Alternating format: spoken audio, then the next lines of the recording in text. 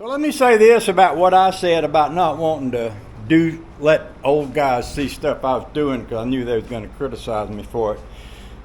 It was one guy, well, maybe more than one, but one guy in particular.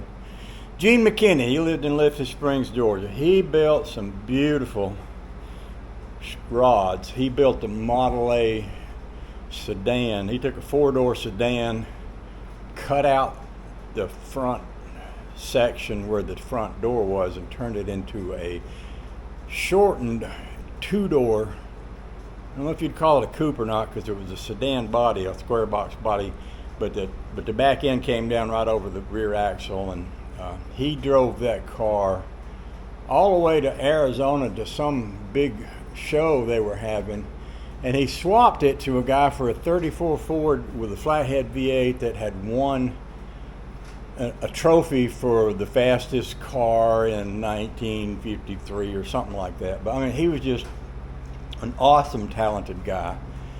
And I went to a car show up down Stone Mountain. I drove my 39 Ford pickup truck, and I had taken it apart, pulled the Cadillac motor out of it that had a broke head, and put a 327 Chevy engine, transmission, and rear end in it. And I showed up at that car show, and he came up to me and he said, I admire you.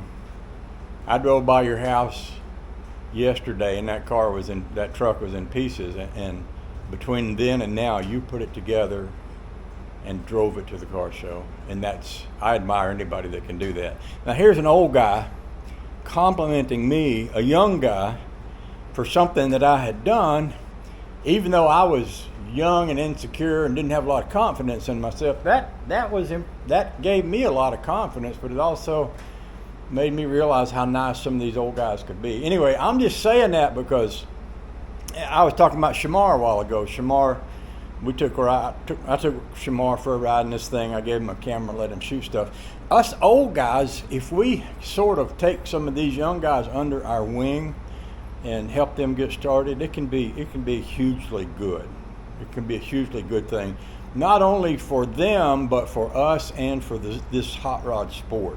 Because if somebody doesn't keep this alive, all these cars are just going to be junk one of these days. So I'm just saying that.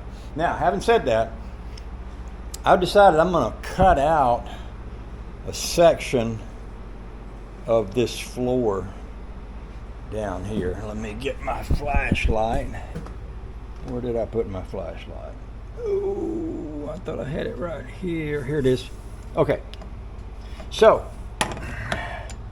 the bolt I'm trying to turn is right there. You can see the gold shiny bolt. I can't even get it out. I'm going to cut this piece of metal right here, and I'm going to cut it right here so that I can get my hand in there. This actually holds up my floor. This car has oak floorboards. Yep, oak floorboards. Yep. Don't laugh. The Model A's came from the factory with that. And if I may not even need this to hold up that floor section. There's also a metal section, a hump that goes over this that sits on that. And if I need it, I can put it back in. But in order to get to that, and that thing is so, see, I can't even, it's loose and I can't even pull it out because it's hitting that piece of metal right there. Now, here's a magnet. I tried to fish it out with a magnet.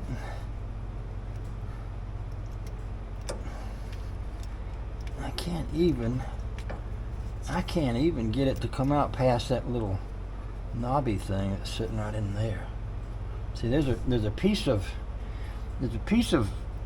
aluminum that sits right there, and it won't let me pull that out. I mean, that's really pathetic, but it's true. I wonder if I reached my leather man up in there and grabbed that washer. So I'm fixing to cut that out if I can't find any way, and I'm guessing I put it in there. It's got to come out some kind of way, right? So let me just grab the lock washer.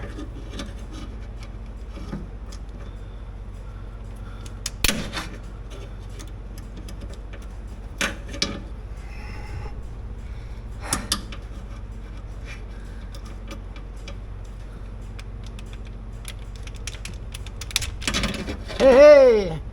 Well, you know, I got it out. Now maybe I won't have to cut that.